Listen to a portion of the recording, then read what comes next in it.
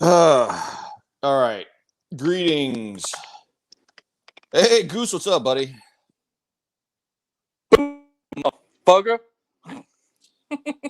Oh, yeah. I'm ready to. I was I just went making to. sure you got everything going all right. I appreciate you, buddy. Check it out. No cooking tonight, simply because, well, it's that beautiful classic case of I ran out of money before I ran out of month, and because I'm diabetic, and here's the Ah, problem. Well, first of all, I want to welcome everybody from Woe Entertainment Nation, Facebook, YouTube, Twitch, I think Twitch. Discord, maybe Twitch. Yeah, definitely. I got to get back on Twitch. I haven't been on Twitch in a while. I was following John Burke like a groupie for a little while, but it is what it is. Now here's the plan. Bitch. Yeah, I know. Now here's the thing. Here's the plan. Well, here's the thing. I have this stupid theory about my diabetes that because my blood sugars were over 1,000, my triglycerides were over 10,000. When I run out of money before I run out of month, I can just still work out, take some half baked pre workout and some half baked protein and get me through because I was on the high end and I went into the coma because of all my stuff being on the high end. I can, in my stupid warped veteran mind, justify being on the low end all I want because the high end because I saw the high end consequences. You see what I'm saying? So yeah, Yeah, all but you right. still need to take care of yourself. I know. So, with that being said, have a good show. Yeah. Don't stuff your face on the show, and No, we'll I, yak I at you I later. I already ate dinner, so yeah, I'm good there. So, Okay. all right, buddy. Okay. Later. All right, hey, check it out later, man.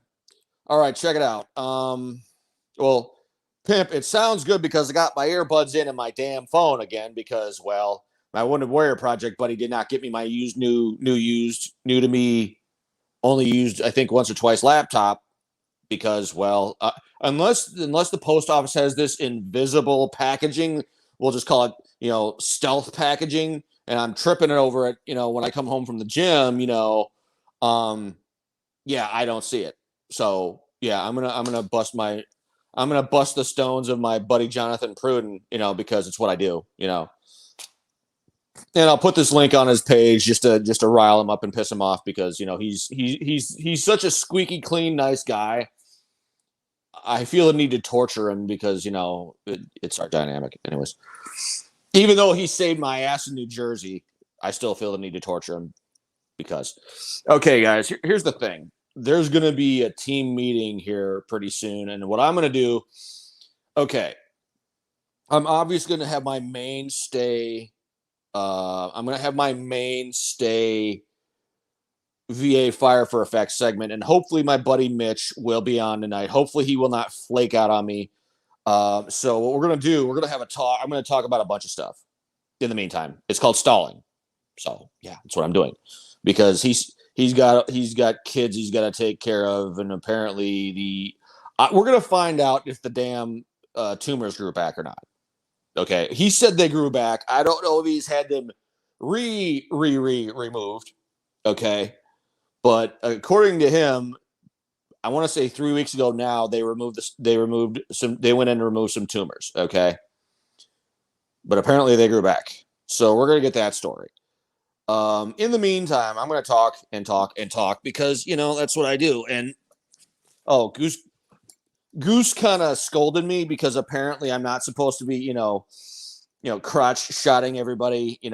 While because if I stand up too much, it looks like I'm trying to crotch shot everybody. So I apologize for that. And complete lack of modesty on my part. Okay, my plan, and I'm going to present my plan as far as what I want to do.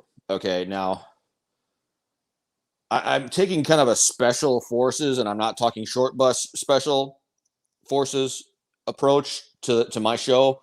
I want to have multiple guests on for my segments for one simple reason. I want to kind of foster some collaboration. And when I say collaboration, I want one.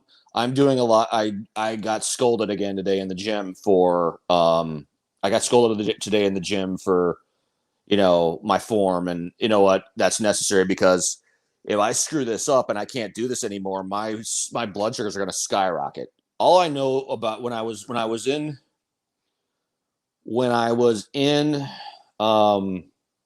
New Jersey during when I was in the it was a little hospital. It was in a little town called Elizabeth, New Jersey. It was a Trinitas Regional Hospital, or as my whacked out roommate called it, Trinitrash. But it is what it is. It was a good. It was.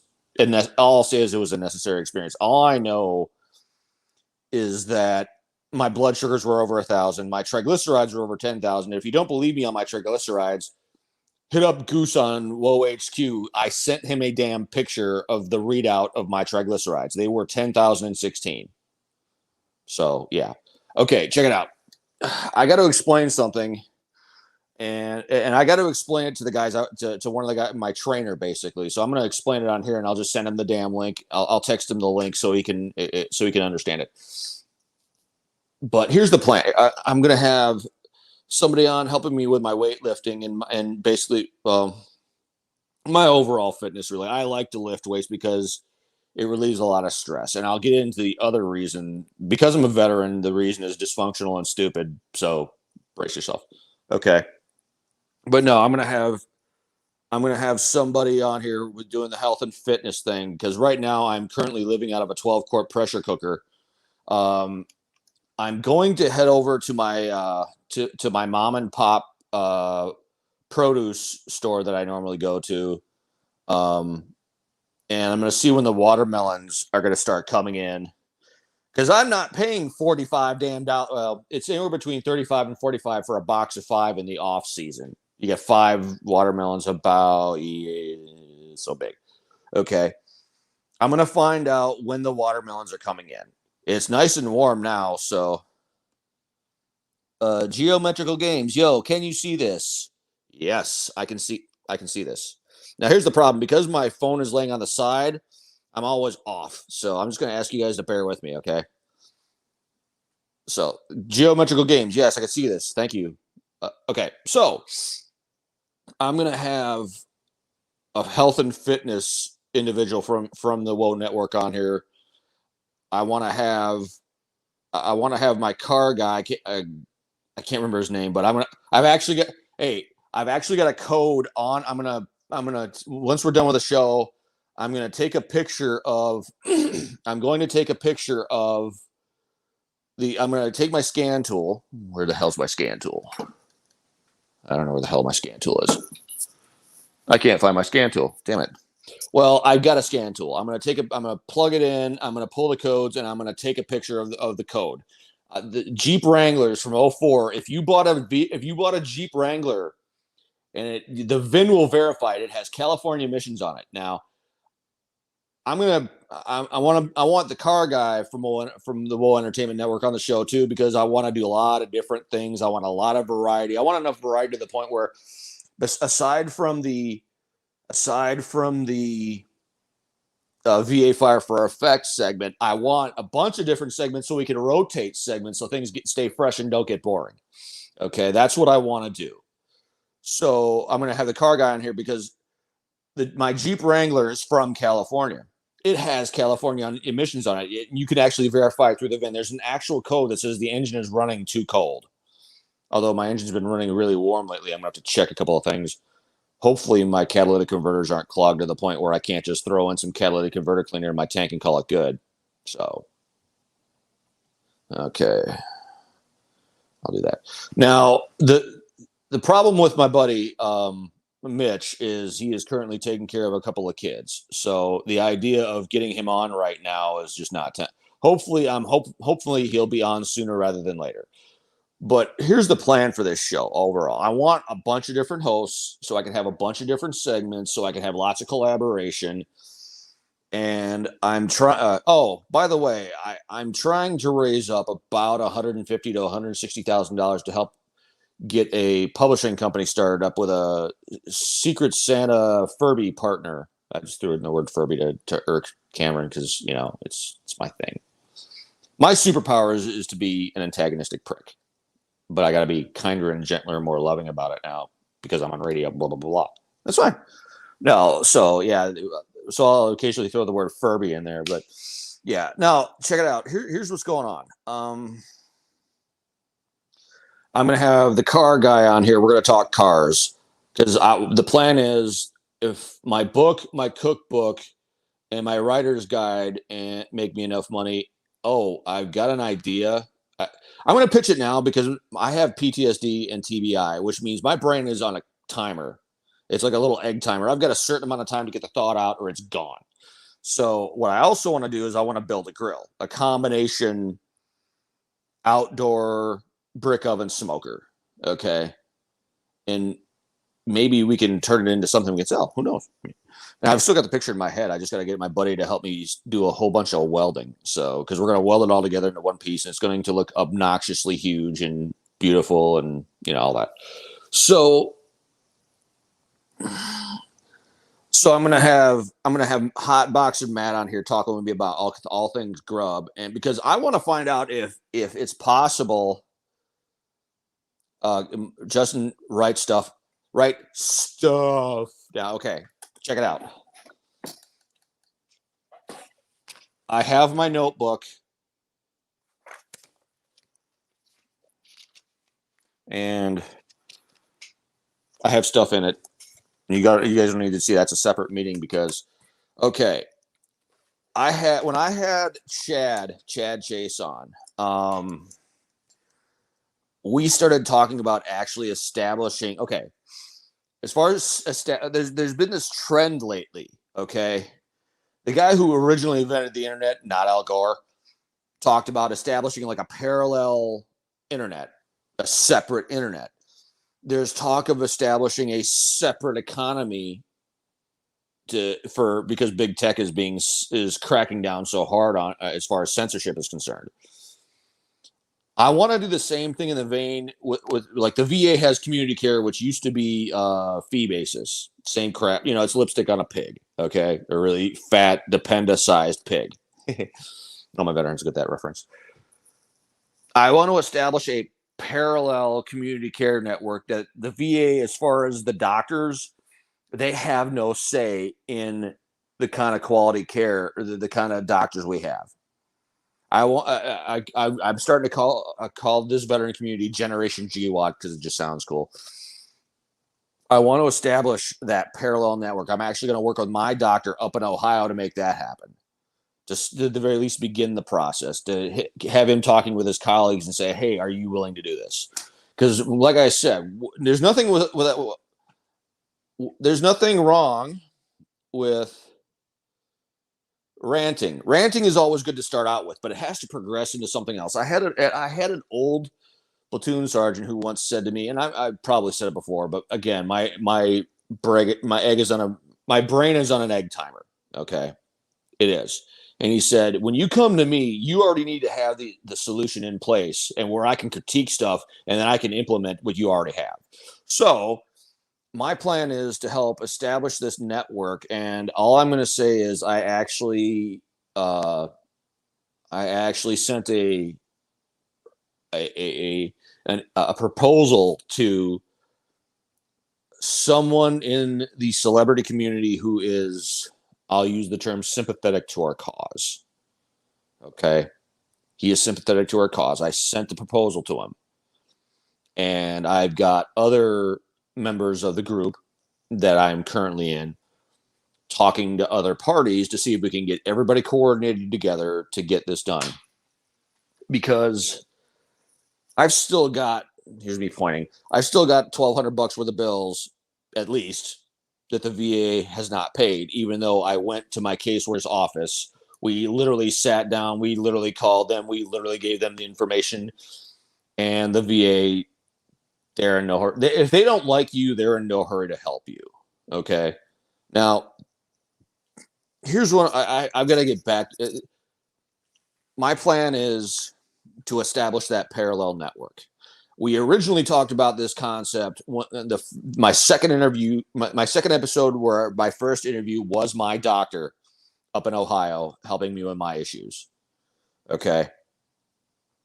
And we need to progress towards that. We need to do things to facilitate these things actually happening. I'm starting with ranting, and that's fine. That's all fine and good. However, at some point, you need to progress beyond ranting and into actual action. And what I love about WoW Entertainment is, in its own weird way, it has kind of forced me out of my my perfectionist tendencies, thinking me into doing nothing. I'm still struggling with it, but at least I'm now struggling to not do that. I'm struggling to achieve some sort of forward progress into getting things I want. Oh, I'm just going to let you know something now. I'm going to suggest something clinically insane. All I'm going to say is I've got an idea for a stunt I want to pull. I'm going to present it at the team meeting here in a few days.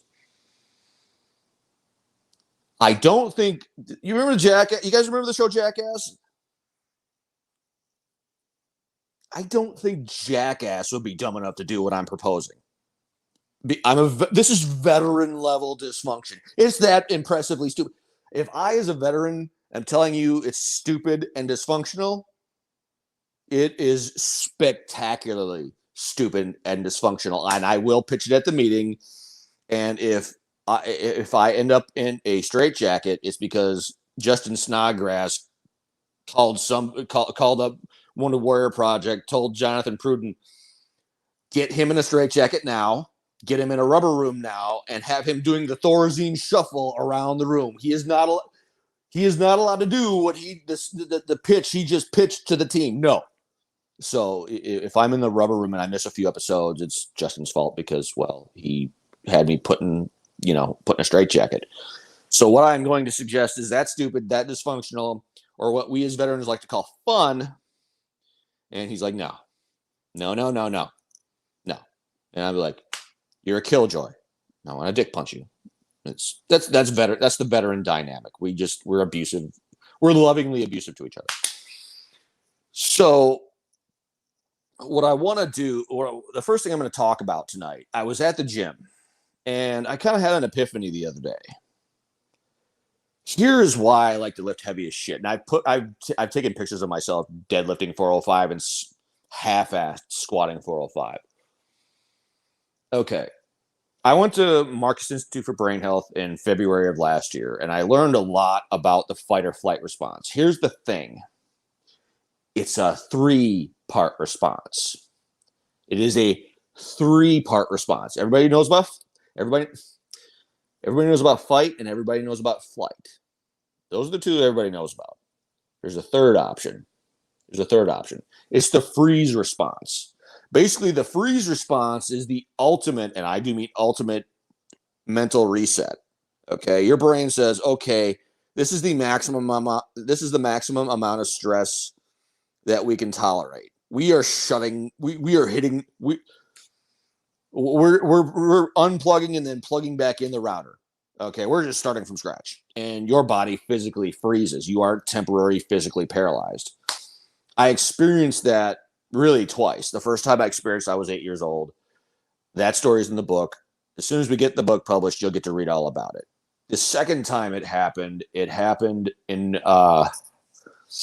outside the front gate of Fob Delta and sometime in 2008, where I instinctively, a roadside bomb, and we're thinking it was an EFP, one of those liquid copper bombs.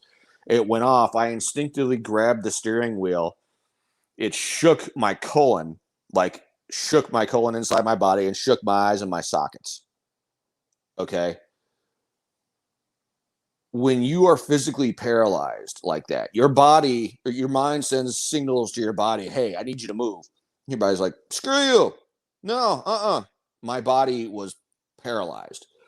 And when you're paralyzed, your body tries to move. When your body tries to move, muscles try to exert themselves, tendons and ligaments try to stretch and move.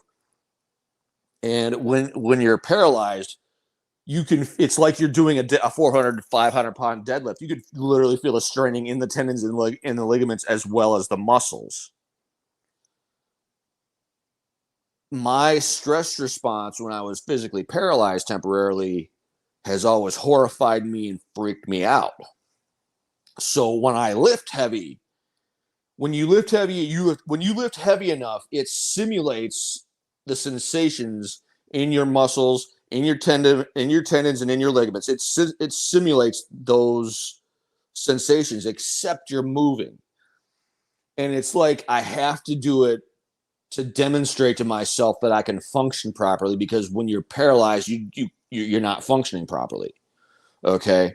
So I lift heavy to simulate that. And in my own mind, I win a little when I complete the set. And when I don't complete the set, I'm mad as hell because it feels wrong. I feel paralyzed. I feel horrible because my body, your body betrays your mind. Okay. Your body you want to do something, but you can't. That's why I lift heavy. I do it to simulate that paralysis, but I'm moving, and it's like in my own mind, okay, I'm winning. I'm functional. I feel proper. I feel right. That's why I do that. It's stupid. It's dysfunctional, but it's my reasoning. So my trainer, I'm going to send this to my trainer so he can say, okay, we're going to get you back under control. We're going to get you to where you're feeling better, and it'd be like, okay, this is the level of just. I want him to be able to say, okay, this is the level of veteran dysfunction I'm dealing with. Okay, I know what to work with now. So because again, I've gained a couple of pounds and I'm tweaking. I'm back up around 260 and I'm tweaking a little bit. So I've got, yeah. Tomorrow I will be, I'll be on the bike. I might go for a jog. I don't know, or I can go for a bike ride. I just got to make sure, my tires are aired up and all that. But no, that's why I do that. Now, I'm going to chronicle my weight loss, getting in shape journey from now to Warrior Fest. Okay, Warrior Fest is 5 and 6 November. Obviously, I'm going to want to be 225 by 1 November or sooner, obviously. So you're gonna kind of come along with me. I've already told you I'm back up to 260, which is tweaking me because I'm a perfectionist prick and I don't like going in the wrong direction. So yeah, I've got to get with my trainer this weekend and get my eating regimen, because I've got these are your meal prep these are your meal prep bowls that I'm supposed to be using. So I've just got to get the timing down. I got to get my schedule set. You know, based on a tight budget, based on yada yada yada, based on everything. So my problem, right? So I'm going to do that. So I'll have my weightlifting mentor helping me out with that. I'll have that's the guy at the gym. He's also going to be we'll get into that later. No, so I'll have my weightlifting mentor helping me out with my meal prep. I'm going to be like, okay, here's what I put in the 12-quart pressure cooker, and just tell me what to put in and take out. That way I can really get dialed in, and what to eat after my workout, and just based on how hard I work out. Okay. So he's going to take my workout program and he's going to set my eating schedule to the workout program. Okay. And I'm going to have to, and Goose has told me I got to take better care of myself. Well, I've got to figure out how to do that on a shoestring budget, because, well, VA disability ain't much. If you're not 100%, you're getting next to nothing. So, but yeah, the plan is to have my guy Mitch is supposed to be on. I don't know when he's going to be on, but I've got other guys that can come on and we can talk about their VA horror stories. Some of them are kind of nervous because they're afraid of retribution from the VA, and honestly, they should be. To an extent, they should be. And I say that because here's the thing: the VA does not actually serve us as veterans what we naturally actually are. They don't serve us what we are.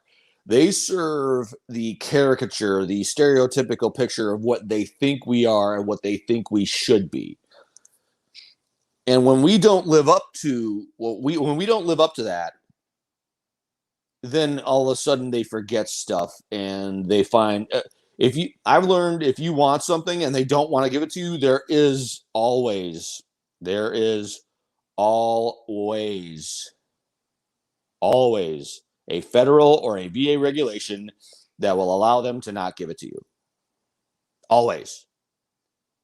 My endocrinologist I wanted to get on a drug that would actually help me lose the weight, so I would not need to be on the metformin. Well, wouldn't you know it?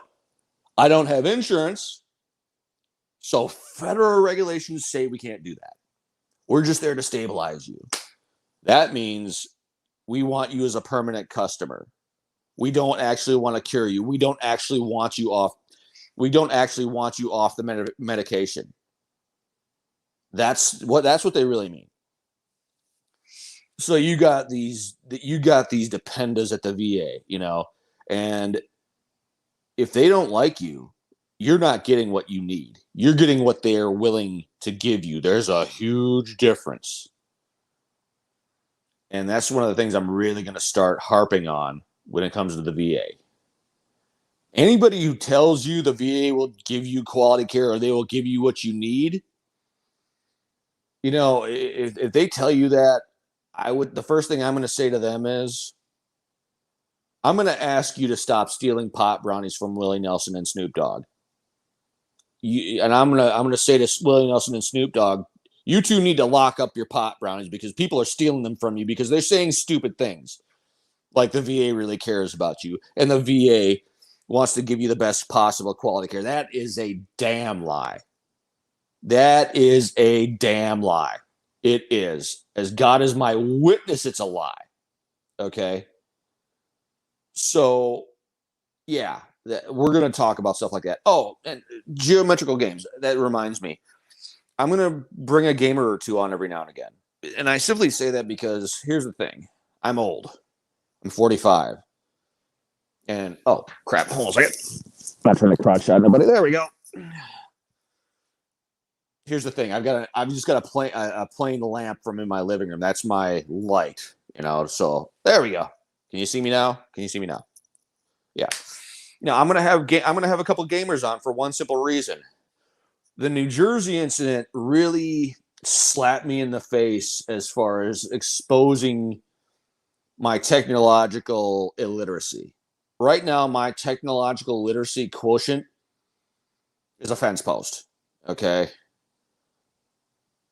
And also, I struggle to not isolate. The gaming community, they're online all the time, and I'm going to achieve a balance where I'm gaming for a couple hours of every day. I'm at the gym. I'm writing. I'm also going to also going to integrate a writing segment. Okay, because in addition to my book, my service memoir, I'm doing a cookbook, which is ultimately the end result of sucking up to my still current editor and my now former publisher. And I'm also doing a writing guide, which is an after action report for the book. Okay. Because I can't sit here and go to you as a veteran and say, hey, write a book. It'll be great. No, it will not be. It will not be great. I always like to say the 2 deployments in the book are the reason I only have 6 to 8 functioning brain cells left. And if you were to ask me to write another book, not joking, and this is not an indicator of my talent because I don't have any talent as a writer. Okay, no, there are no talented. I'm going to be a dick. I'm going to piss off the literary community. There are no talented writers. There are only long-suffering, overworked editors who make what we as writers write readable. So I don't give a damn if you're Stephen King. I don't give a damn who you are. There are no talented writers anymore. Nothing but long-suffering, overworked editors. That's it. Right, the talented writers is an oxymoron. Really, it really is. I just spent 8 years vomiting up my soul into a laptop, and my editor undertook the Herculean task of making it readable. Okay, my publisher tried to. But my publisher pissed off my editor, and my now former publisher, didn't care that he pissed off my editor because he just did what he wanted. He didn't care who he crapped all over. But we can't have that talk because, well, I'm the bad guy. It's just that's my biggest problem. There are times I find it too easy to be the bad guy. I can't do that anymore because it's not cute at all. So yeah, what I'm thinking, I'll have a writing segment, and what I'll say to you, I'm gonna say something. My friends and what I'm about to say right now, my friends and my enemies who truly know me are going to say this exact same thing. I'm going to say it. In the process of the 10 to 12 collaborations I did in getting the book this close to market, I learned more about sensitivity towards human beings in the process of doing the writing than I've ever learned in any other experience in my life. Now, every last one of those people will say, God, strike this man dead because he is lying. He knows nothing of sensitivity. Because I've been something of a curmudgeon online, I can completely understand how you'd say that. And but no, when you write and you collaborate with people, Zoom is tolerable. StreamYard would be tolerable. That's fine. Right, Facebook private chat, email, and phone are collaborating with people in those three ways will drive you to the brink of insanity. Because when you're collaborating with somebody and you're interviewing them, you not only cannot censor them, you have to actively prevent them from censoring themselves. Okay. And one of the analogies I'm going to give, I'm going to get a distributor. These are the old school. It's one of the, it's in your older, it's an older ignition system component instead of, because right now everybody's all about coil on plug. I'll get a coil on plug. I'll get an ignition coil, a distributor, a spark plug wire, and a spark plug. So your ignition coil, your distributor, and your spark plug wire and your spark plug represent where you are starting out when it comes to writing, because the distributor coil is your brain, and the spark plug is the laptop, and it is the notebook, and it is the index cards, right? That's what you start out as. What you want to be is the coil on plug, because what you want is the most raw, authentic and complete dialogue from your brain into the laptop, into the notebook. I'm talking about a physical notebook that you open up and actually write in. That's how old school I'm willing to get. That's how old school I have gotten. Because every now and again you get stale and you get bored and you get everything in the writer's experience is about staving off writer's block. Because once you get writer's block, you're screwed. Okay, and you get frustrated. And it's inevitable, but you can do what you can to kind of stave it off and minimize it. And that's 90% of what I do in my writers program is I help you to not get writer's block or to minimize writer's block. Okay. Because once you do that, you're in trouble, and you're taking a lot of extended breaks just because you're burned out. Because when I help you write, my litmus test for when I would write, when I'd have a writing session when I'm talking about Baghdad, if I don't want to laugh like a blithering idiot, cry like a girl, nope, get offended, I don't care, or grab a sledgehammer and just start destroying things randomly, if I'm not invoking those kind of reactions in the process of getting the content from here to here, I'm not trying hard enough. And you do that often enough, and it's going to burn you out.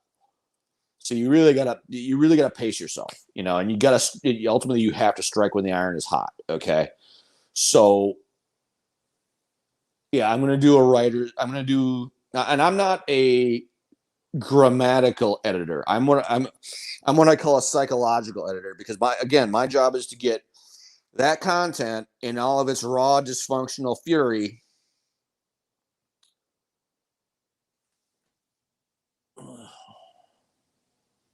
nothing new. My job is to get it from here to here is as intact as possible, because the more intact in content you have, the better you can do as far as editing is concerned. Okay. And when you do edit, I don't want to say a minimal amount of editing, But what I will say, you'll know when you're doing too much editing when you just look at it and your eyes are just, you just get this glazed over look in your eyes and your brain is just mush, and it's like the old school TV white noise. Okay, now you got the blue screen, but back in the day, in the ancient of days, when you only had 3 channels before the internet. Yeah, I'm that old. That's what your brain sees when you try to edit too much. So keep the editing to a reasonable minimum and get an actual editor. Now, I'm spoiled by my editor because we don't have an email trail. I go to his house with my thumb drive. Here you go. Da, da, da. And we'll literally sit in his living room and I'll cook him up. I'm a Rotel dip guy. Whenever I go to his place, it's either Rotel dip or some chicken I've marinated or something. Okay. So, yeah. So we've never had anything less than an amazing editing session. So he's spoiled me rotten to the point where I probably used it to destroy my relationship with my publisher. But my now former publisher, doesn't want to own the fact that he did his part too. Okay. So yeah, we're going to talk about stuff like that. And one of the other things we're going to talk about is veteran charities and how helpful and not helpful they are. Okay, that's the. I'll throw that in with the VA Fire for Effects segment, and the reason I say that is I want that all lumped together, so we can have one solid, discussion where we all things veteran dysfunction in relation to government programs. So, but now, I will now tell the story. One of the things that motivates me to hate the VA the way I do. Okay. And I'm not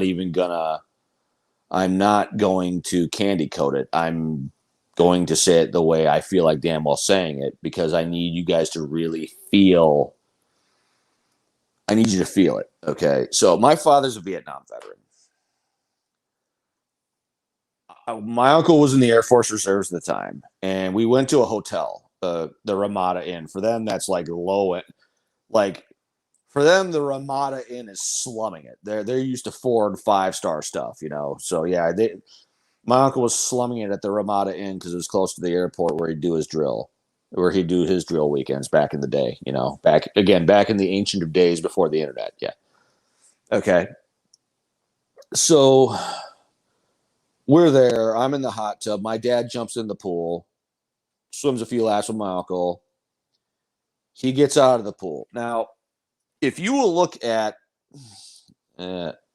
see where it's that live right there, and you got the timer out. You see the color of red that is? I'm not joking. I'm not exaggerating. That was the shade of red he was getting the hell out of the pool.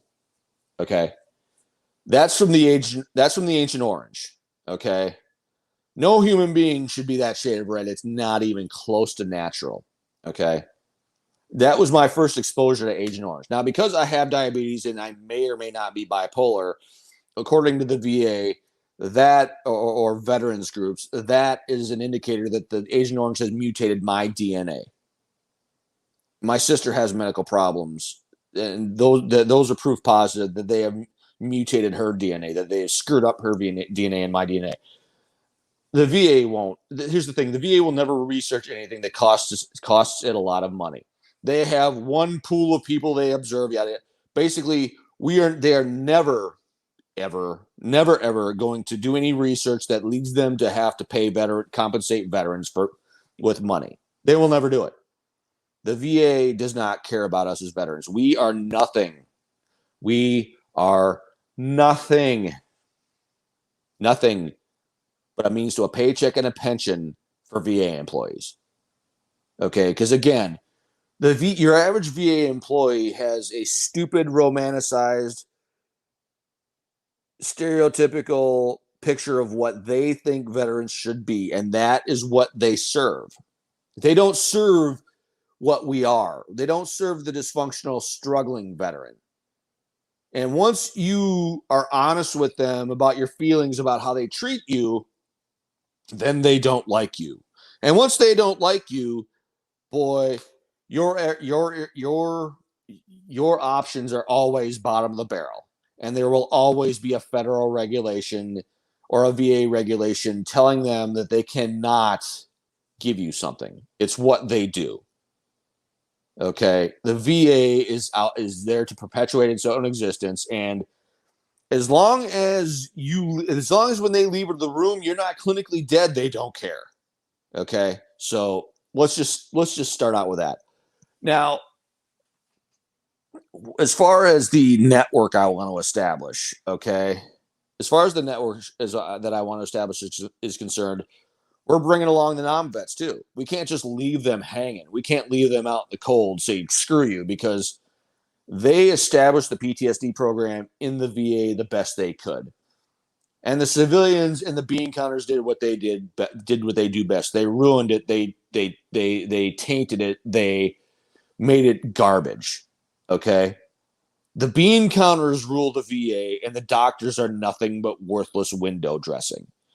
And I'm going to say this, and this is probably going to be offensive, but if you work in the VA, you're too mediocre and stupid to work in a really good civilian hospital.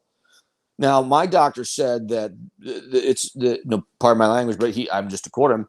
He said the civilian side is a shit show too, but at least there are good civilian hospitals. There's only one good military hospital, and that's Walter Reed. That is the only VA hospital that could be considered good and worth a damn. Okay. The rest of them are garbage. Okay. They're just varying degrees of garbage. Okay. So what I'm also going to say is not only are we going to stand up a separate doctors network, but in addition to getting certain congressmen on board, who claim to be loyal to the veteran community, we're going to get them on board. We're also going to get, what I'd also like to do is either empower veterans advocacy groups to be more aggressive with the VA. Okay. Or if they're not going to be aggressive enough, we're going to just shove them to the side and just shun them and treat them like dirt and say, okay, we need veterans to stand up this group to raise this kind of hell with the VA. And we're done. My attitude is we are done with the school. I love my Wounded Warrior Project guy. I do. He is a good, positive, decent human being, and he's dumb enough to see the good in people in the VA. He's sweet, lovable. He's like that dumb dog that you love, but it's like, no, you don't eat that. No, you don't shove that in your mouth. No, don't lick that. I love him, but he is obsessed with being the squeaky clean voice of reason. And there are times you have to go scorched earth on the VA and say, no, you're because he's come out and told me they do not like you. They hate you. They do not like you. He's come out and said that to me. He can deny it all he wants. He knows he said it. We need the combination good guy, bad guy. We need the good guy to at least try to be nice, but we need the bad guy to say, I got dirt on you, and I'm going to smear it all over your face, and I'm going to expose you for the crook you are, because that's what the VA deserves, and then some. Okay, so the plan is stand up the independent alternative parallel community care network to where the VA does nothing but pays the damn bill.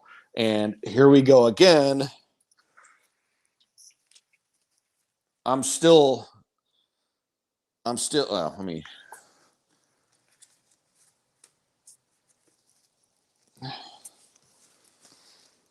I'm still getting, I'm not showing the information. I'm just showing the envelope. I'm still getting bill collectors coming after me because the VA is like, screw you, we're not paying the bill. We don't like you. You're not bowing down and worshiping us for simply getting off our lazy asses and doing the minimum. Okay.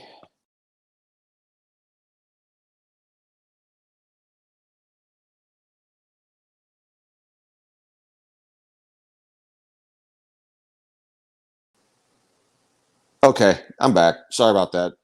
I have fat thumbs, and sometimes they hit the wrong damn thing. Hold on a second. Okay. Hey, Goose, do me a favor. Goose, pimp, somebody, go on my timeline, find Mitch White, and say, hey, get on the damn show. I mean that lovingly. Now,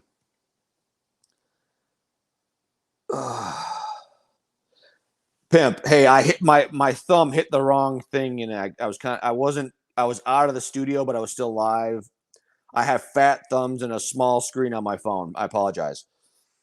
No, yeah, Pimp, do me a favor. Go on my Facebook page, find Mitch White, and say hey, or Mitchell Reinekinator Reineken. Yeah, find him and say hey, hurry up. He needs your help.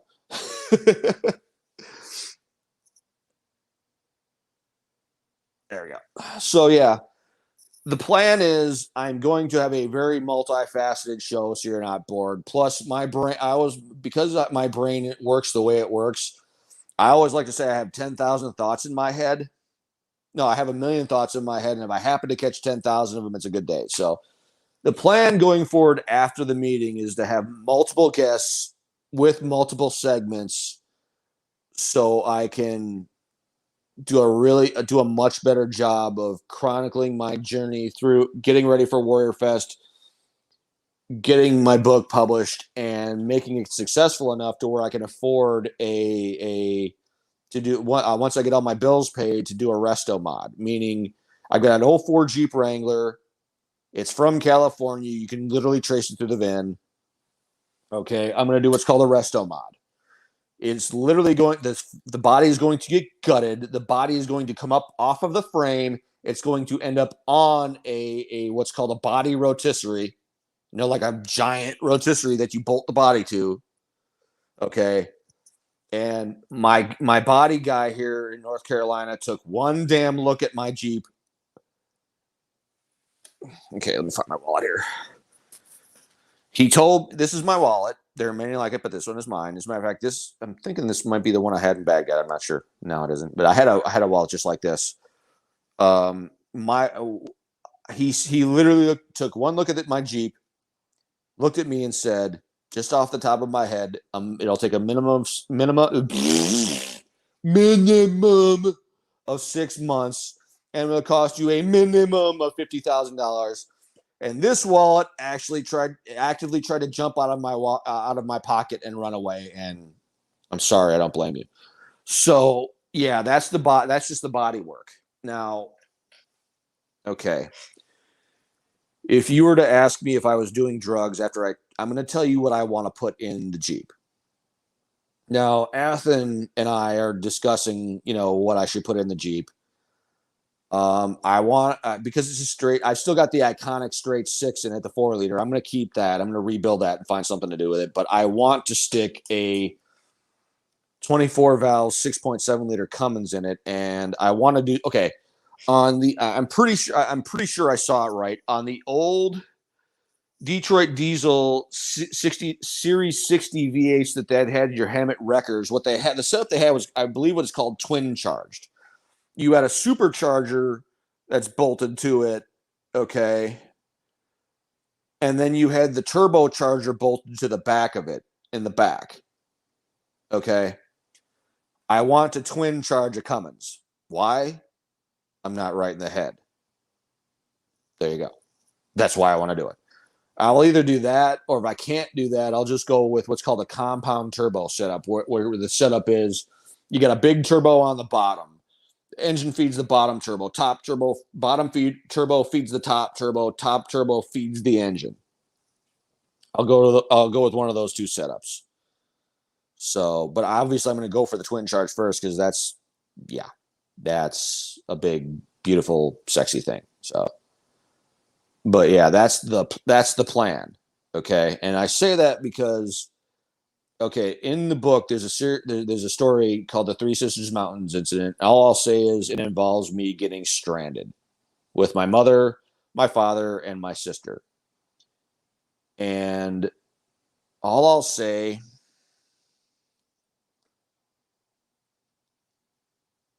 it's the reason A that I decided to become an automotive technician, and B, if you were ever like, let's say we're at the parts store and I'm looking at all these nice parts and you say, hey, why don't we try these economy parts over here? Why don't we try the economy parts section, or why don't we try the economy parts options just to save a few bucks? I've got a canoe paddle. A friend of mine gave it to me for whatever reason. I've got a canoe paddle. I'll bring the canoe paddle along. If you tell me to consider an economy parts option, I'm going to pimp slap you with the canoe paddle until you spit up teeth. Once you read the story in the book about what it's called the Three Sisters Mountains incident, because that's where we got stranded. If you ever suggested me cheap economy parts, I'm going to hurt you. And once you read about it, that's why. Oh, and let's just say if I ever make a head gasket out of Kevlar and titanium, you'll know why. It's just bear with me. Anyways, yeah, what I'm waiting on now is for Mitch White to get his ass on here so we can have our VA Fire for Effect segment. There is a plan sometime in March, depending on when the stimulus comes and what I can afford, yada, yada, yada. Okay. There will be an episode in which nobody's ever made this. I mean, everybody's made mashed potatoes, but we haven't made mashed potatoes the way I'm going to make mashed potatoes. Because here's the thing. I have a friend last year he died in July of 2020. July of 2019. No, it was July of 2020. Basically, July in general since 2007 has really, really, really, really sucked for me. The incident in the book, basically Baghdad, when I was in Baghdad, when all that stupid stuff happened, it was from April to September. And June, July, and August were the 3 worst months. July of 2019 was the New Jersey incident in which I was in a 2-day diabetic coma. July of last year, my dog and one of my best damn friends died. July really sucks for me. I'm just going to throw that out there. So if I'm a moody prick, okay, if I'm moodier than usual, you know why? July is just a rotten ass month. Okay. Anyways, he died last year. I can't use the S word, but he had the ideation. That's all I can say about it. I'm going to try yet again to get his sister to hook me up with his brother so the brother can come on and we can celebrate his life. Now, what does mashed potatoes have to do with that? He had an absolute love affair with mashed potatoes. He loved the hell out of some mashed potatoes. He ate when we would go out together, he would get a separate plate of mashed potatoes, like a plate of damn Donley Orangonki loved the hell out of some mashed potatoes. Now, here's why I'm going to call it Irish mobsters mashed potatoes. First of all, he's Irish. Second of all, I don't know if you guys, okay, there's a show, I'm sure most of you have heard of it. It's called How I Met Your Mother. Okay. How I Met Your Mother. That man was like Barney Stinson when it came to wearing a suit. He was incapable of looking bad in a suit. He looked like a damn mafia don in a suit. I mean, like, he was intimidating in a suit. Like, the man was incapable of looking anything less than impeccable in a suit. Pardon my language. He made Barney Stinson look like dog shit. He looked so damn good in a suit. Like, you would have a man bro crush on him. He looked so damn good in a suit.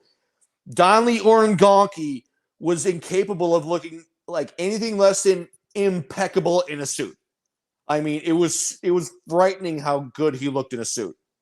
Okay, I'm just saying.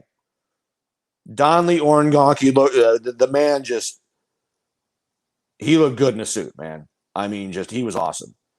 So I'm gonna honor him because he's Irish. Guess what? I'm gonna get me either a keg of Guinness or I'm thinking I'm gonna have to get at least 2 cases of Guinness because I have a 12-quart pressure cooker. Right now I'm living out of that damn thing. And my friend I got a friend of mine that I served with in Baghdad told me that if I'm gonna boil it in Guinness, I have to go with like the red peel potatoes. So We're gonna find out how many bags of red peel potatoes I'm gonna will fit into a 12-quart pressure cooker, and it's either going to be a keg or it's going to be 2 to 3 cases of Guinness. Right? It's going to be 2 to 3 cases of Guinness. If it's a keg, I'm just going to start pumping till the damn thing's full. Okay. And then I'm going to put the top on. I'm gonna because it's got one of these little pressure. Oh, here we go. What do we got? What do we got? Hot damn. Looking good, buddy. How you doing? What do you need? Oh no, I'm waiting on Mitch.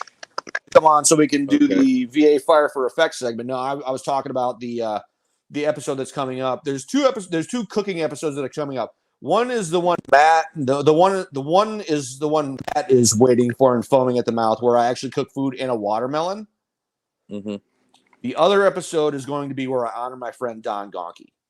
Okay. Okay. Because he had, I was mentioning before, he had an absolute love affair with mashed potatoes. Like literally, we go out to like O'Charlie's or whatever. He would have a literal side plate of mashed potatoes.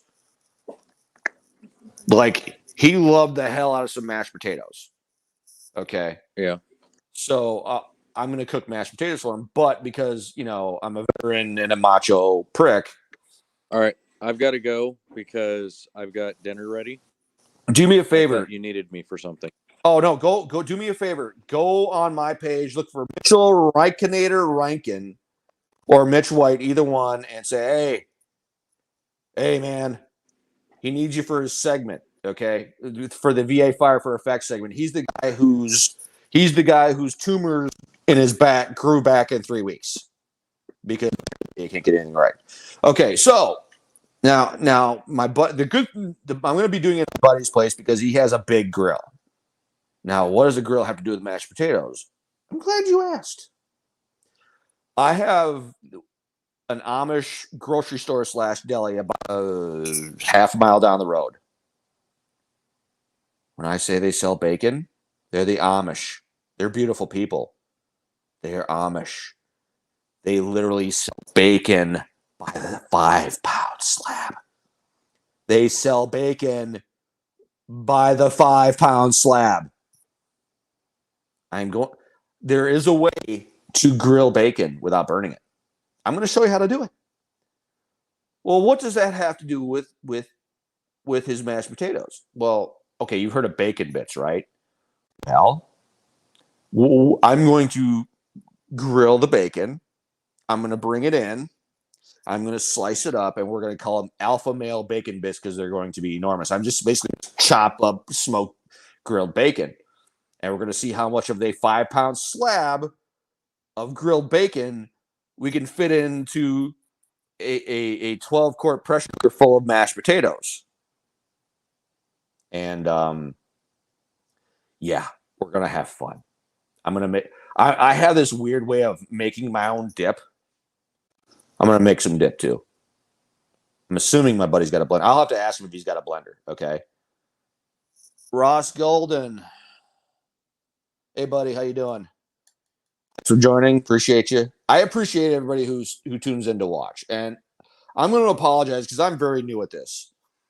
I mean, Goose Justin Snodgrass has basically been doing this since he was in the womb. He's been doing this. He's been in radio ever since he was a fetus, basically. So he's got a boatload of experience, right? So he's coaching me the best I can, like no eating on air, no giving everybody crotch shots like you're a weirdo, like, whatever. So anyways, now we're going to see how much of a 5-pound slab of bacon we can grill and chop up and throw into a 12-quart pressure cooker full of mashed potatoes. And once you see how much butter I dump in,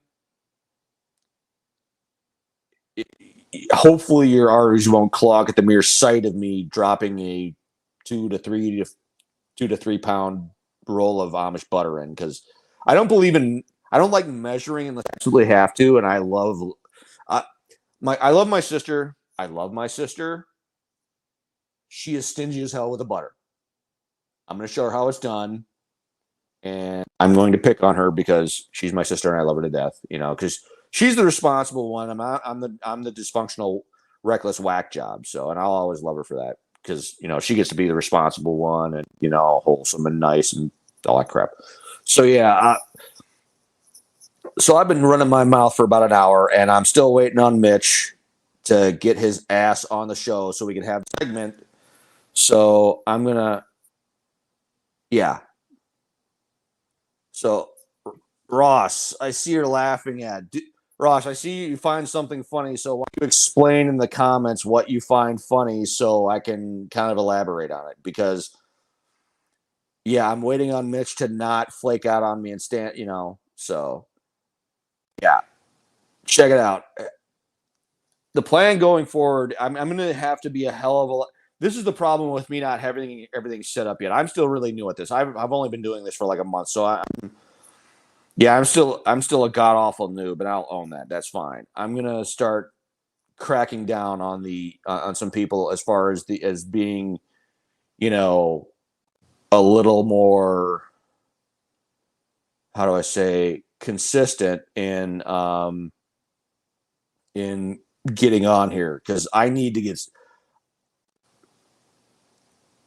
We can't produce change within the VA healthcare system if we can't produce change in the VA healthcare system if we don't move from ranting to actual substantive action. I.e., however, we can't have substantive action if we're not motivated because we're pissed off at the way the VA is treating us, which is why I'm having this segment. I want this segment on here to get their attention. I want their attention in such a way that suggests they've pissed us off enough to where we don't care. We don't care,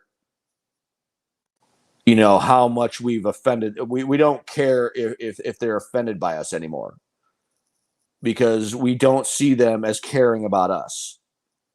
We see them as seeing us, but nothing to a means to a paycheck and a pension. I'm going to say something else about the VA. I'm going to say this, and I'm going to offend some people, but being offensive is my superpower. Everybody who knows me knows that being offensive is my superpower. Here's the problem with the VA. Okay, I've talked about, hardened arteries comment, and I thought to myself, when I get hard, usually my arteries. That's what she said. Okay, yeah. And here's the thing, Ross. That's why I'm getting my fat ass back in shape. So it's not my arteries that are getting hardened. It's something else, So that's why I can say to you, that's what she said. So this is your cue to get your ass in the gym with me and get back in shape. So the arteries down there cause our wieners to get hardened so we can, play Operation Supreme Giggity Giggity. And I just made that up. That's in my book too. Supreme Supreme Giggity Giggity. Say that 5 times fast. Anyways, okay, back to my insulting the VA some more because it's my superpower. Okay. The VA, I'm going to say this, a majority of your veterans in the VA, forgive me, I'm going to say this, I'm going to piss some people off. Most of your veterans that work in the VA aren't anything more than nurses or assistants of some kind. They have no real power. The veteran advocate is pardon my language, it's absolute token crap. It's the most meaningless position ever. Other than that, the only thing the veterans do in the VA is they work as custodians or custodial managers. They have no real power, and B, this is the offensive part because I'm going to piss some people off. If you're working in the VA, you're either a slick sleeve who never deployed or you're a fobbit who never went outside the wire. I said what I said. And the reason that is civilians don't want real veterans. Civilians don't want real veterans who are not their romanticized caricature of what they think veterans should be. That's not what they don't want real veterans with real concerns and real negative opinions about them working with them in the VA. They want docile, soft characters of what they think veterans should be. They want the veterans who have never been downrange and don't know squat. Okay. And if they are downrange, they don't want veterans who have left the fob and actually seen things. Okay. The VA, your average douchebag, mediocre VA employee wants the caricature, the romanticized caricature of what a veteran is with them. They don't want real veterans who have real problems and have real concerns with the VA because they don't want to change. We as veterans are nothing but a means to a paycheck and a pension for them. They don't care about us. I had a dependa, a rarity. She was a skinny ass dependa. Basically, my working relationship was a lie because when I needed her the most to stand up to the voc rehab lady that everybody hated, she called in sick. She was lying and she knows it. She'll never admit it. And then once she went from the state voc rehab to inside the VA, she was nowhere to be found. Like nowhere. I could never get a hold of her. She wanted nothing to do with me. Once she got in the VA, I guarantee you, they said, if you want a job at the VA, you got to drop him. You got to betray him. You got to stab him in the back and let us screw him out of his benefits. Let him screw him out of voc rehab benefits. That's what they said to her, and she folded like a cheap suit. She's married to a staff sergeant, so she thinks her shit doesn't stink. She's untouchable. She's the kind of dependa that is an absolute disgrace to the military. Okay. So basically, your veterans in the VA are sellouts. They are. They're either the slick sleeves who don't know squat about what it means to be downrange, or they're the fobbits who never went outside the wire. So, and some of them are legitimately good people. I've dealt with them. There are some legitimately good veterans, but the problem is they're not there to affect real change. They are there for a paycheck. They are there to be the caricature, the romanticized caricature of what VA civilians want them to be. They're props. They're window dressing. Okay. Some of them, the ones who acknowledge their powerlessness, are the good veterans. The rest of them are sellouts. Okay. The rest of them are sellouts. They're just there. They're the Blue Falcons that we hated and in some instances kicked the crap out of. Okay. Yeah. That's what we're really dealing with in the VA. That's why the veterans who have been downrange and have real problems, we need to band together and create the parallel community care network that the VA has no. Okay, let me put it this way. There's a place up in northern Wisconsin, like the deep, dark woods of northern Wisconsin, called Camp American Legion. I love that place. As God is my witness, if the book makes me enough money, I will retire up there. And like, it's a beautiful place. They only run on donations from the American Legion and the American Legion and veterans. And I plan to make a boatload of money so I can donate to them. They're awesome. I actually started writing my book there in 2012. They rely on zero federal funds. Okay. It's impossible for the VA to, the VA can't pay bills on time. Otherwise, I wouldn't have bill collectors coming on after me because they're too lazy and worthless and good for nothing to actually pay the bills on time. At one point, they were coming after me for the tune of $66,000+. Okay. I literally, and I do mean literally sat in a VA social caseworker's office, and we were talking to these bill collectors, and at one point they said they would not accept money from the VA because for whatever reason I actually had to say, you need to pay the VA. They're the ones who are supposed to pay the bill. And bill collectors are retards. Okay. They always go after the easiest target, which is the veteran, because the VA takes 6 to 9 to 12 months to, to actually pay the bill. The VA, if they're telling you whatever their process is, they're lying. Their goal is to not pay the bill and have the VA go after you. That way you don't want community care. They screw up community care so bad that you don't want it, that you only want what services they give you, which is garbage, which is bargain barrel garbage. They ruin any attempts at you, the veteran, getting care outside of the VA. That way you don't want anything. You don't want anything but VA because it's such a hassle. Okay. So yeah, apparently Mitch is just not gonna fucking join me tonight. Pardon my language, but it's like I needed him on this segment so we could tell his story, and I need this. I need this to happen because I'm trying to establish this to where we have veterans coming on here and telling their stories to the point where this stuff gets out to the point where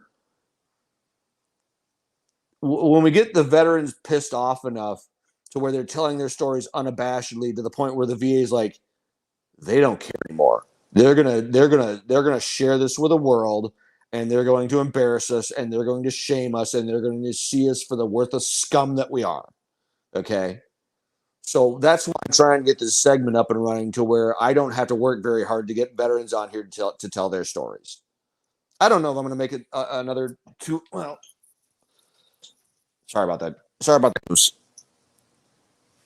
You know what? Give me a minute. I'm going to do something real quick.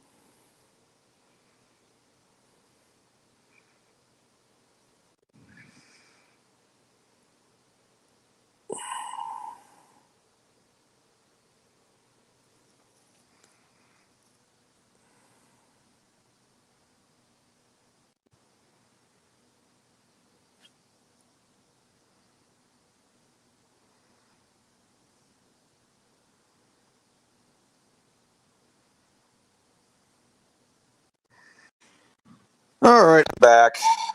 What a surprise. All right, I'm going to give him another 5 minutes. If he doesn't get on here, I'm going to have to cut it short simply because I usually have that segment.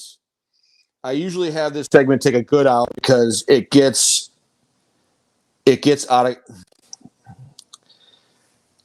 it can tend to run a little long because we get into all different kinds of stuff, as far as what the story can take time to tell because you got to build up, and then there are things that they forget, and that you know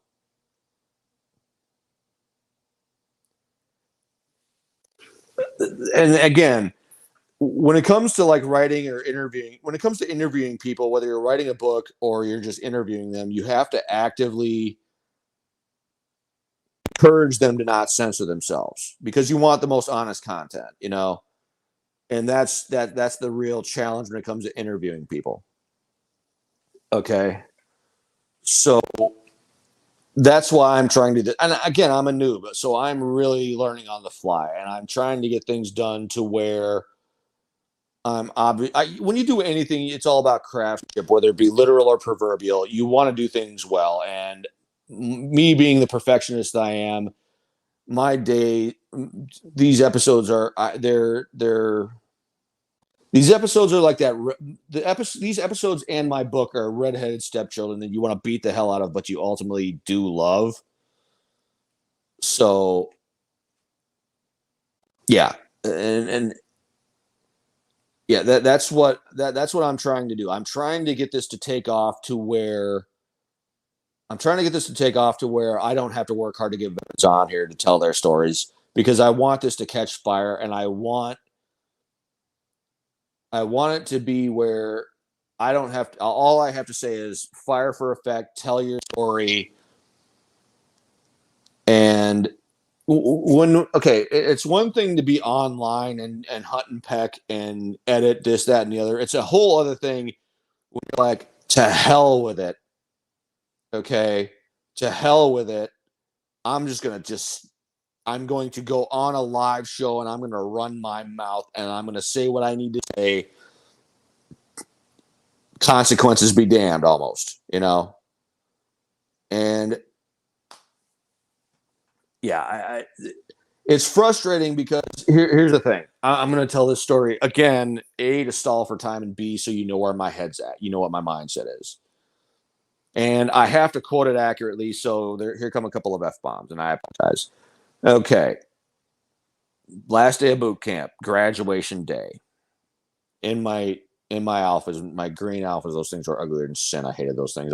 Everybody loved the blues. I didn't like the alphas. They were ugly as sin. Again. My senior drill instructor walks in, says, he says, you know, the battalion commander wants to be the first one to call you Marines. You know what? Fuck him. I trained you. I'll be the first one to do it. Good morning, Marines. We said good morning. We sounded off like we had a pair, yada, yada, yada. For the life of me, I'll never remember the question he actually asked me.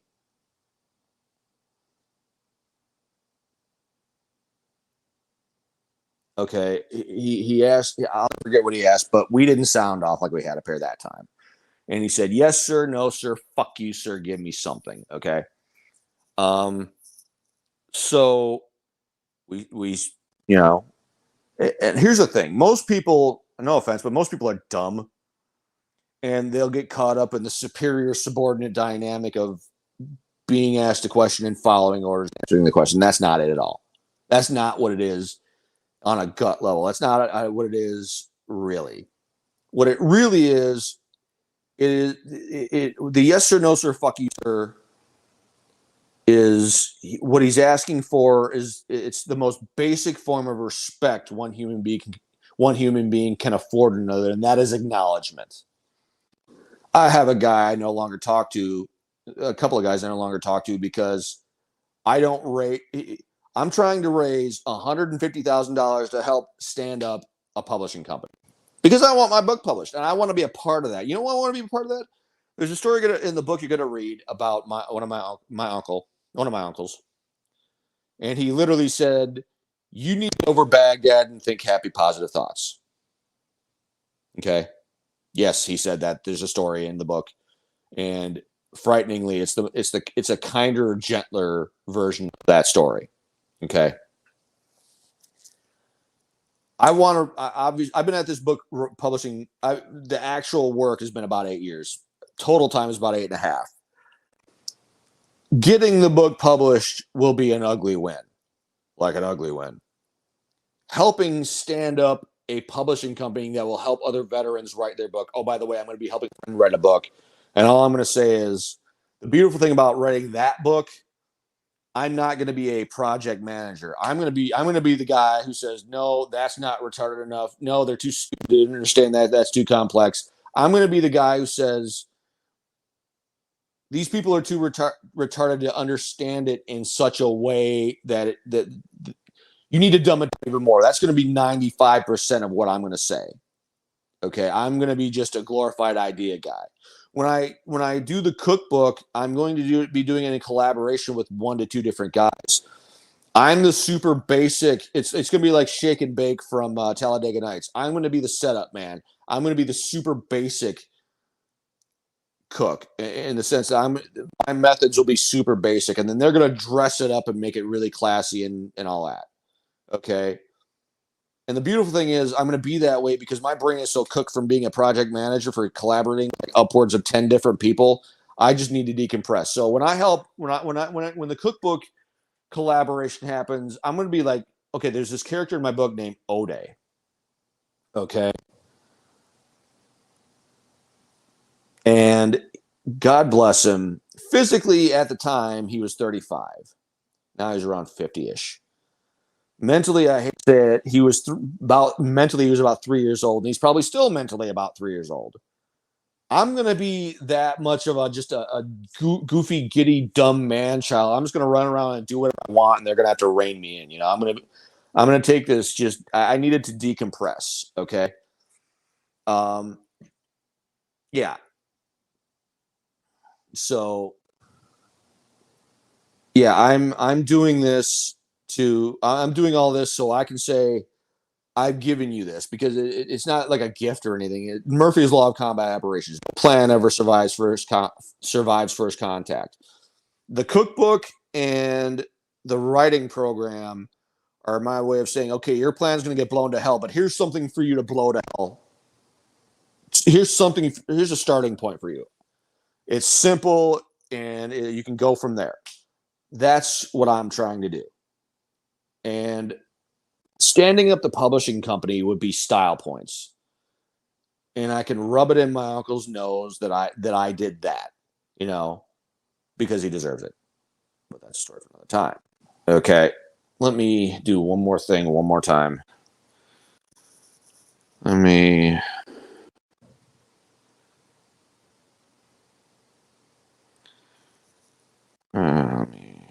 do this.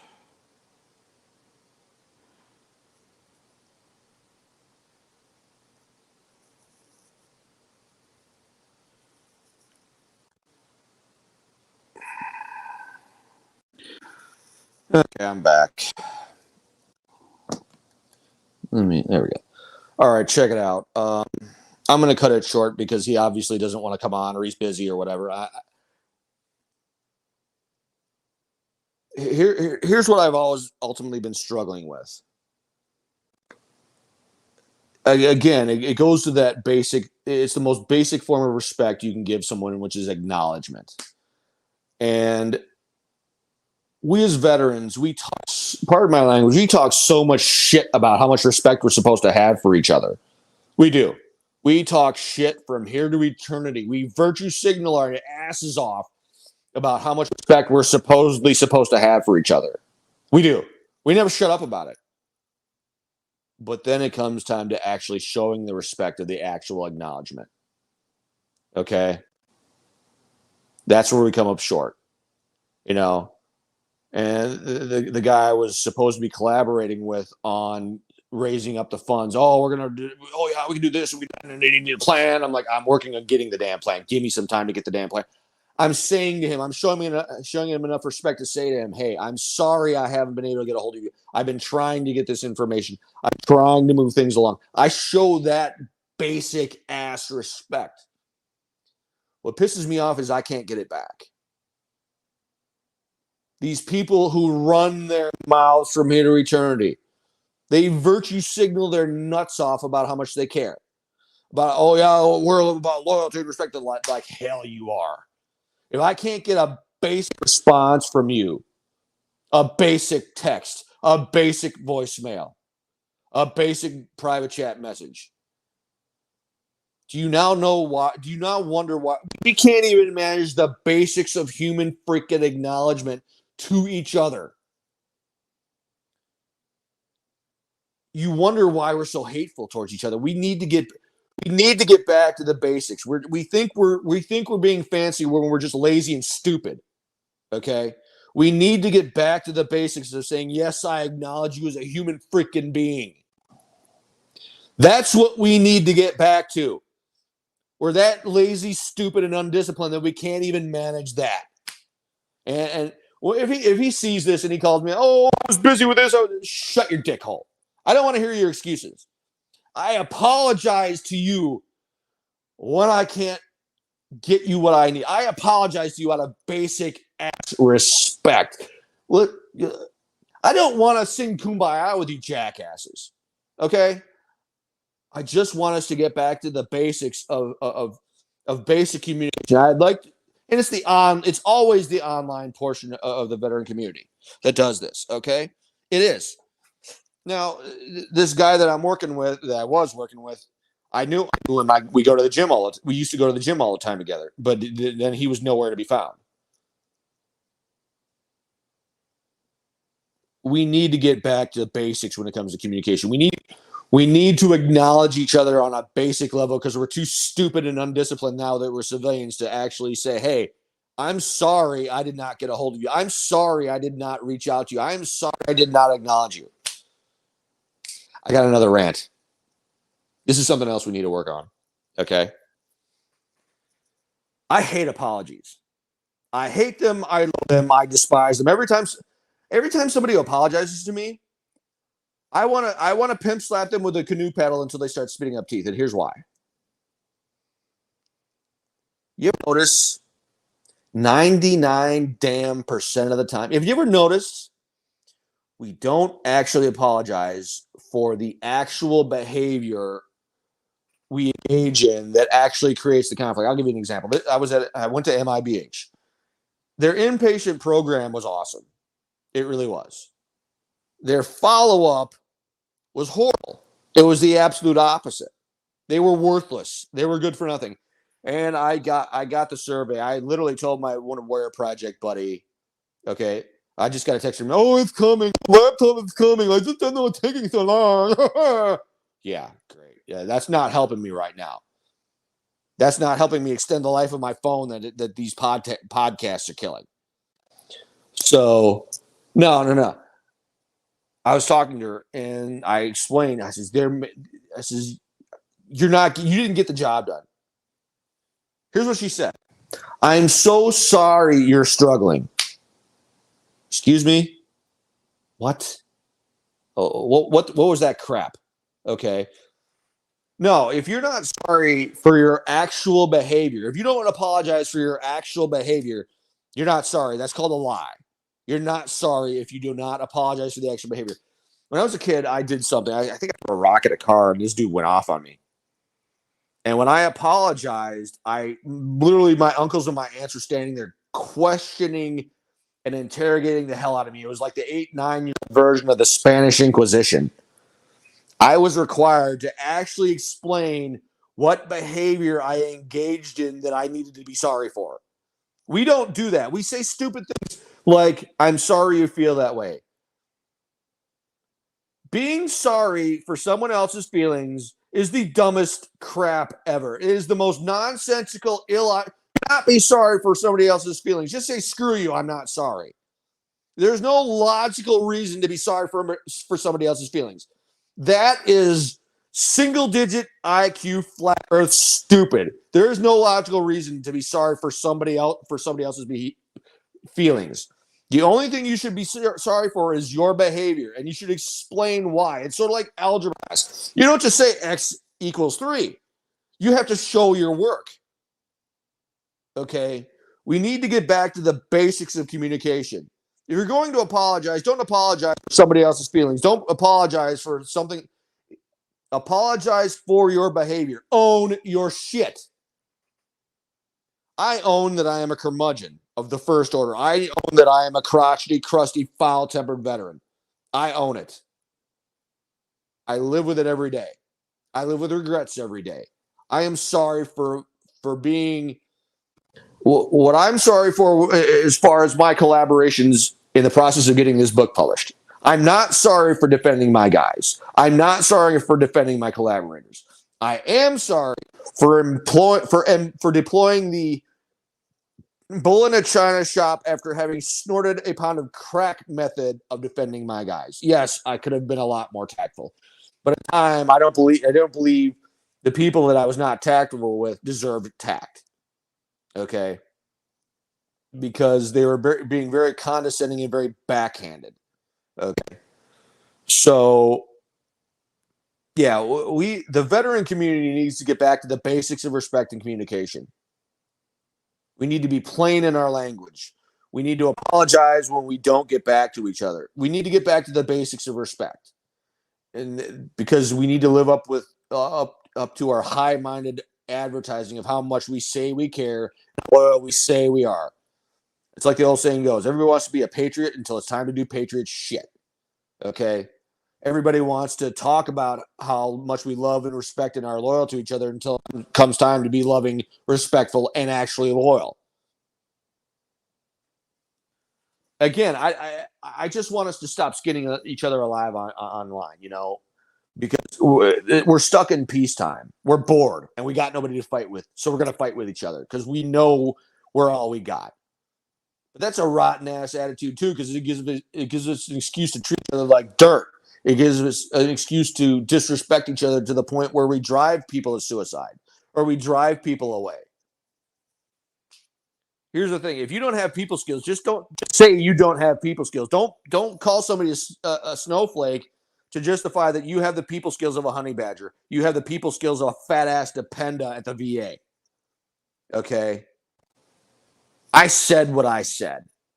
So my plan at the coming team meeting is to say, hey, I need some help collaboratively so I can move my show along. I can help you move your show along. We need to work together a lot more extensively and in a thoughtful, heartfelt way to where we're helping each other. Because we talk all this shit about how much we're trying to be helpful, and then it comes time to actually be helpful. And when I plan stuff, I like the most up-to-date information possible, which is why I talk to people a lot. I'm like, I need this information updated to make sure I'm making the most intelligent and informed decision possible. We as veterans need to get back to the basics of saying, hey, I want to collaborate with you, which means I want to work with you extensively, which means I want to have the most update information possible so I can make the most intelligent decision possible so we can have the best outcome possible. We need to say these things to each other so we don't feel like we're questioning each other's confidence and commitment to the mission. Because we still want to accomplish missions. We just don't want idiot commanders and dick suckers making it hard for us to do the mission. You know? I love my old company commander. I love the hell out of him. Before every mission in my new MRAP V-Hull ambulance, he'd like, you know that vehicle's worth $1.15 million. And I'd be like, yes, sir. I said yes, sir. I'm thinking, all right, shut the fuck up and get out of my way and let me drive the damn thing. I already know how much it costs. I know. I don't need a reminder that it costs $1.125 million. You reminded me of that every damn mission. Now, will you shut up and let me drive it? And by the way, to my old company commander, I love you. You know I love you. You're my favorite nerd. Okay, you're one of my favorite nerds. You're in the top 5. So there you go. Okay, so we're off to a really rocky start with these episodes because I'm trying to get things going and I can't. You know what? Let me check one more damn time to see if he got his stuff in a pile. No, he did not. All right, it's been an hour and a half. My buddy's obviously not coming on, and I've ranted and raved. So here's the plan. My team meeting is not this weekend, but next weekend. I'm going to pitch all this stuff to try to get this show up and running, to get it going somewhere to where I actually look like I know what the hell I'm doing, even though I really don't. I'm really going to try. But I need some assistance.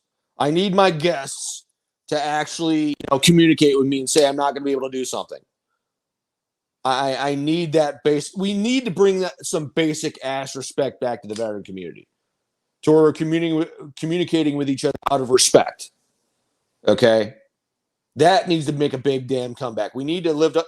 Here's the thing: we're a microcosm of our society. So I'm going to say it. We're every bit the virtue signaling shitbags that other people can be too.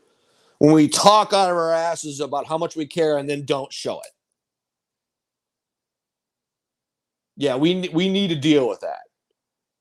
That's what we need. We need it now, not later, not whenever you damn well feel like it. If we're going to survive as a community, we need it now. We are partly the reason for the 22 a day, and we need to own it. Okay, we need to own our damn behavior. Okay.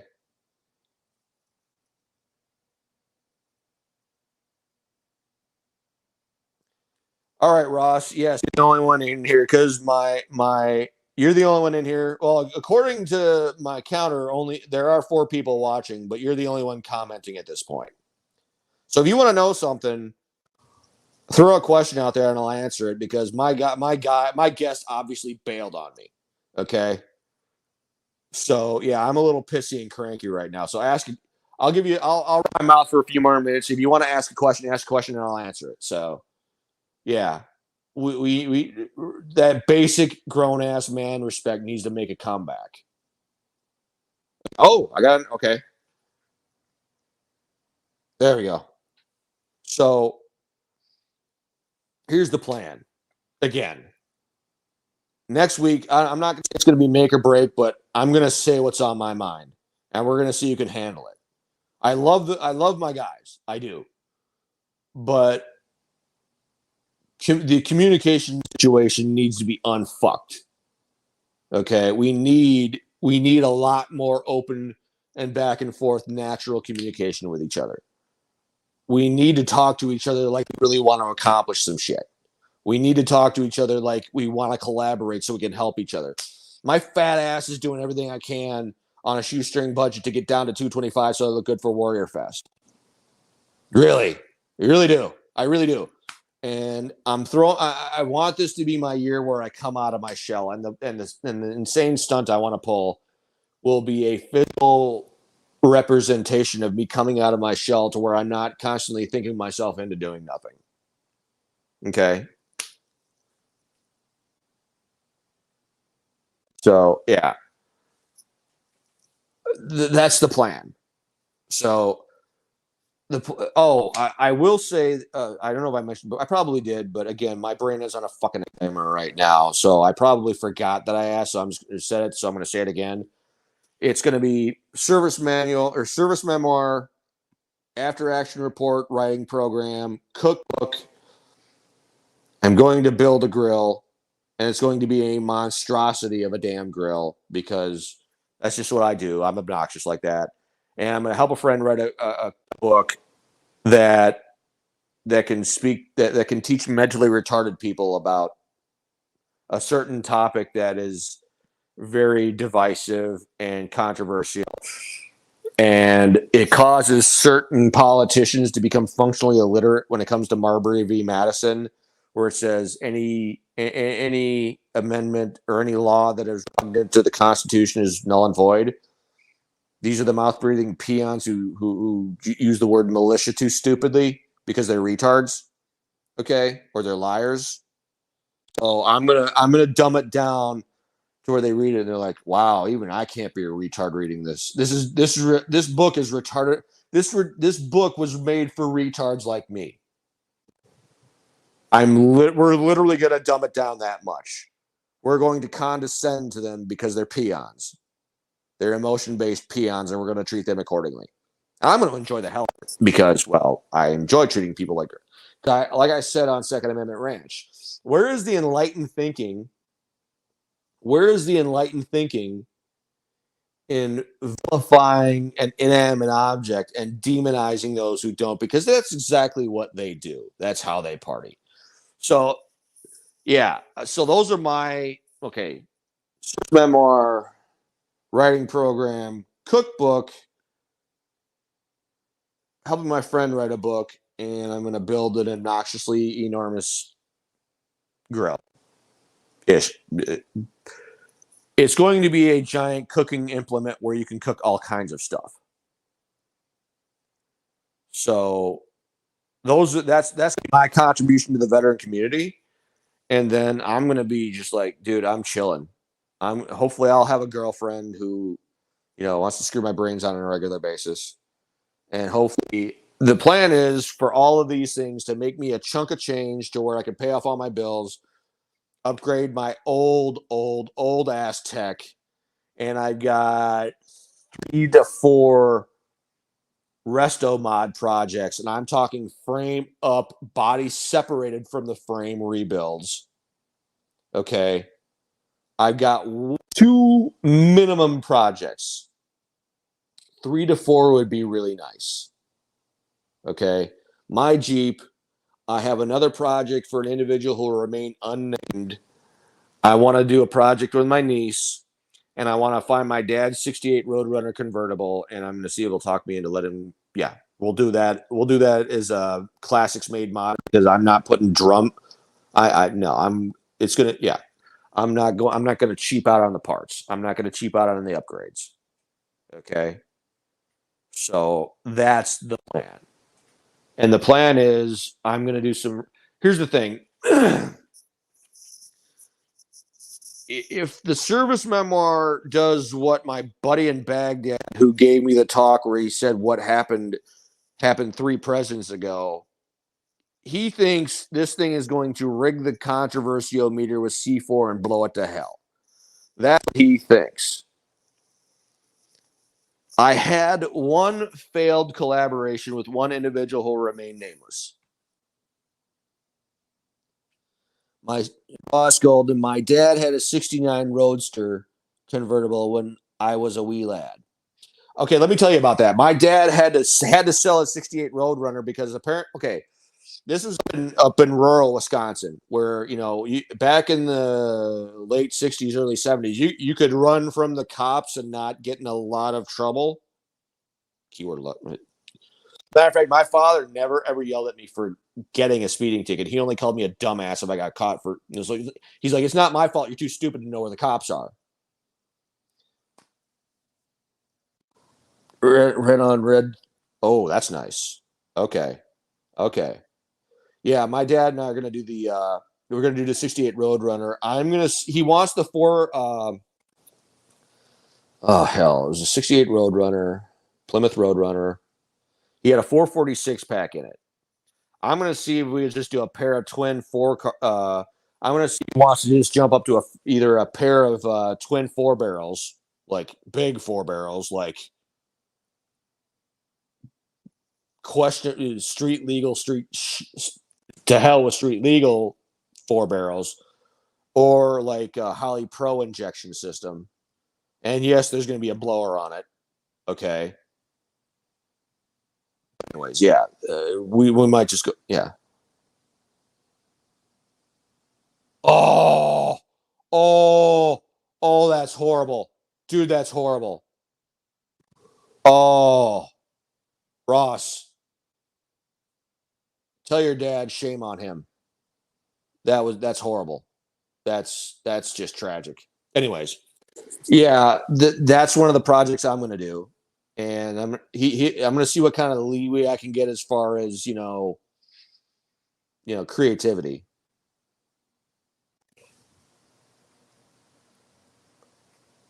The thieves parked it into a telephone pole. I don't know if I'll get in trouble for saying this, but if you steal a convertible, that oh damn, Ross, I'm sorry. Hey, Ross, here's what I'll say. I'm going to throw this out there because I'm just I'm spontaneous like that. If we, I'll make you a deal. November, I'm going to do it. Move heaven and earth to be at Warrior Fest, November 5th and 6th. See if you can make Warrior Fest November 5th and 6th, and we'll talk. And when I'm saying we'll talk about potential. I'll say it like this: potential collaborations on resto mods. Okay, and I'll say that because I need all this stuff to get selling together to make me enough money. I want it to make enough money to where I can afford to do things like that, so we can show the rest of the veteran community that we can, still accomplish missions together. So, Ross Golden, work your ass off to be at Warrior Fest in November, which it'll be November 5th and 6th. I'll do the same thing. We'll have some fun. We'll talk cars. We'll talk collaborations. We'll talk resto mods. Okay. Matter of fact, if I can here's what I'm going to say. If I can get the grill that I want built, I'll drive there and I'll bring the damn thing along because we're going to try to do an Airbnb like out in the country, and I'll be like, hey, let me bring the grill along. I'll bring the grill and we'll just grill all our own damn food. Okay, we will the Woe Entertainment team, the Woe Entertainment family. I'll bring the damn grill out there if I can get it, and I can get everything set up, which means I gotta get the damn book published, so I gotta have some money coming in. And what I'll do is I'll drive out, hopefully in a new vehicle because my Jeep is beat completely to hell. I'm gonna need a new A to B vehicle. I'll get that. I'll get a trailer. I'll put the grill on it if I can get it built by November. I'll drive out there with it, and we will fire that bad boy up and see what we can cook in it. Okay, because remember, hopefully sometime in March, I'm really pushing for it. I'm gonna do the mash. I'm gonna do the mash, the Irish mobsters mashed potatoes. Okay, and I'm gonna see how much of a 5-pound slab of Amish bacon I can chop up and throw in it, and the rest of it I'll just make some dip, and we'll just dip the bacon in the dip. And yeah, I've got some stuff I like to improvise together, and we'll do it. So, Ross, get to Warrior Fest in November, and I'll meet you there if I can get there. That's why we're trying to get this show monetized. We're trying to get the show monetized, so I can afford to get out there because I want to get out there because I need this journey to be fruitful. I need to be in shape so I can say, hey, I did this. I'm in on the bacon. Well, I'll show you how I grill my bacon. Yes, you can grill bacon without burning it. I'll show you how. So, and if we can work it, I will literally drive out there with my fresh, newly built grill. Well, we're gonna call it a combination grill smoker from hell. I'm near Amish country here in Pennsylvania. They've got there are a couple places in Wisconsin. They have a significant, and I do mean significant, Amish contingent. And there's an Amish contingent here in North Carolina as well. So, yeah, I know all about the Amish.